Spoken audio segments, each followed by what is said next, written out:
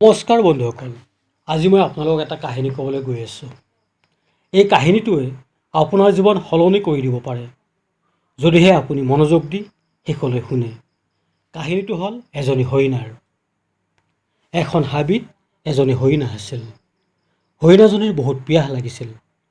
পানীৰ পিয়াহত তাৰ অৱস্থা নোহোৱা হৈছিল। গোটেই অৰণ্যখনত পানী বিচাৰি ইফালে সিফালে ঘূৰি ফুৰিছিল।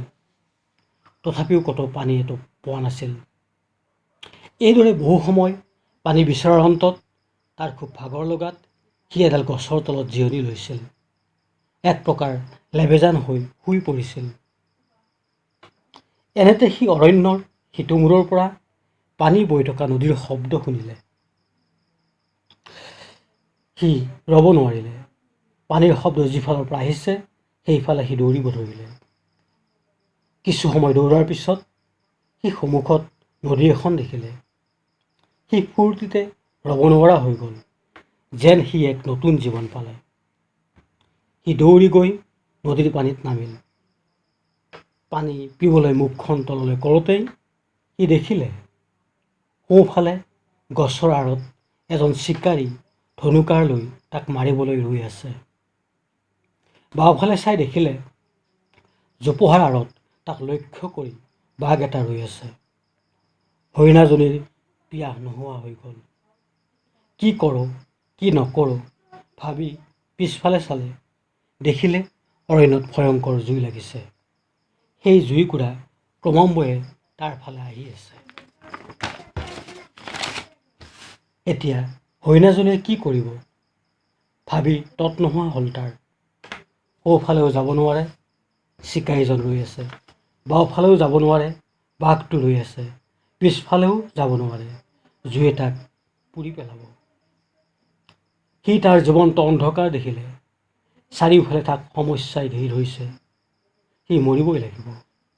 তেতিয়া হৰিণাজনীয়ে এটা সিদ্ধান্ত ল'লে যে মইতো মৰিবই লাগিব, গতিকে এনেই মৰাতকৈ পানীখিনি খায়েই মৰোঁ। হৰিণাজনীয়ে পানী খাবলৈ আৰম্ভ কৰিলে।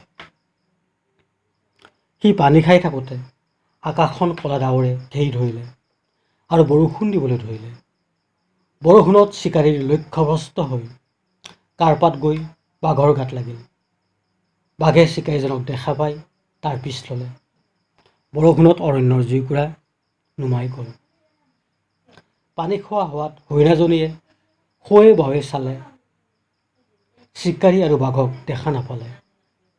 পিছফালে ঘূৰি চালে, জুই নুমাবলৈ আৰম্ভ কৰিছে। বন্ধুসকল, এই কাহিনীটোৰ পৰা ইয়াকে বুজিব পাৰোঁ যে মানুহৰ জীৱনতো সমস্যা চাৰিওফালৰ পৰা আহে।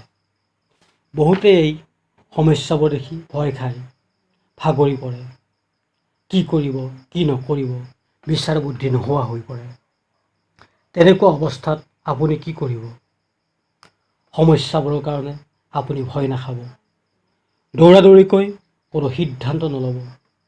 মাত্ৰ 2 মিনিট সময় মৌন হৈ চিন্তা কৰক, ধৈৰ্য ধৰক। বিপদৰ সময়ত ধৈৰ্যই পৰম বন্ধু। হৰিণাজনীও পলাব পাৰিলেহেঁতেন, কিন্তু সি নপলালে। সি তাৰ কাৰ্য সম্পাদন কৰিলে। ঠিক সেইদৰে মানুহৰ জীৱনত অহা ঘাত প্ৰতিঘাতবোৰ মষিমূৰ কৰি আগবাঢ়ি যোৱাটোৱেই হ'ল প্ৰধান লক্ষ্য।